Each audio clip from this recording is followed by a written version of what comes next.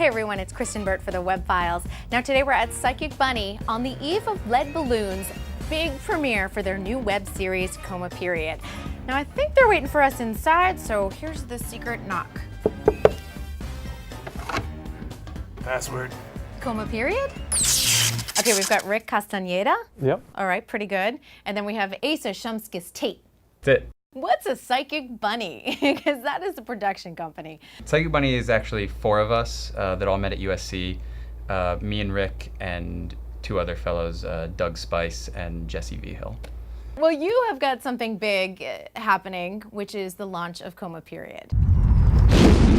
My name's Dan Humford, and I had an accident.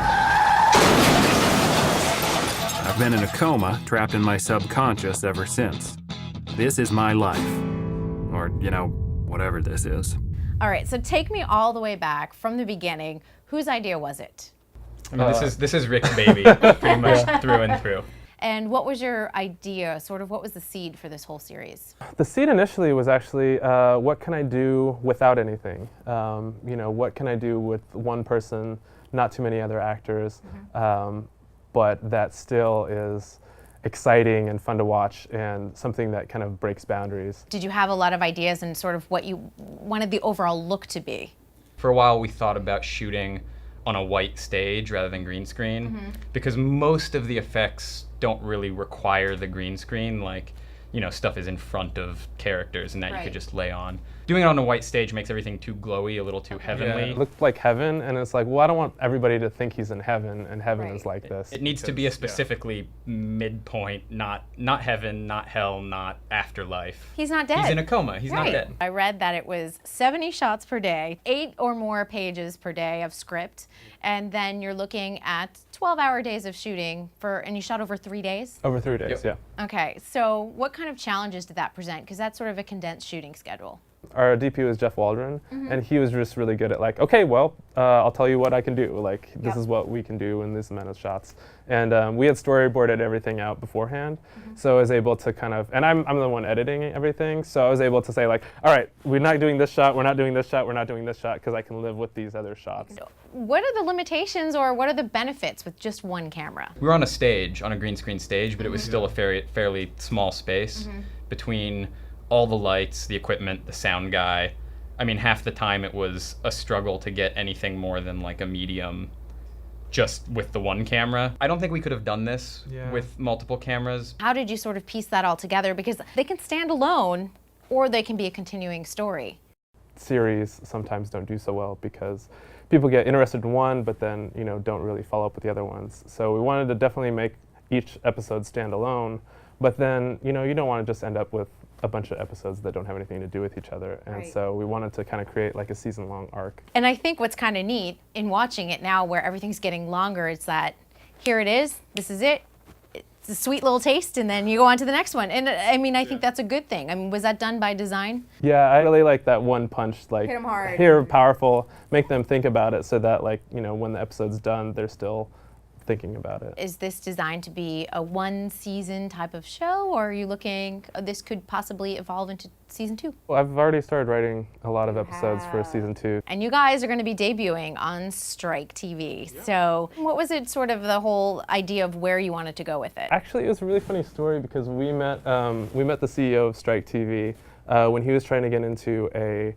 club downstairs. And they have a very strict dress code. They have a very strict dress code. We're casual out here. Yeah, exactly. So he did not have a jacket to get into this club, and we're like, we have a bunch of prop jackets upstairs. Do you want one? He's like, yeah. So we talked to him about the show. And by the way. and yeah, he saw it, and he was just like, whoa, this is actually good. Oh, really? Yes!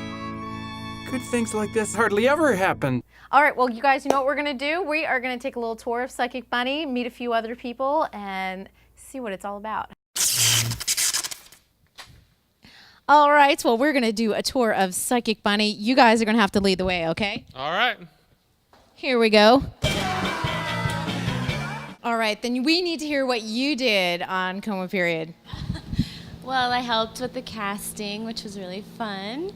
And then I did a lot of paperwork and all the odds and ends that, you know, have to get done. What was your favorite thing about working on the production? I really liked seeing people interpret the script during casting. And you felt like you cast your actor well.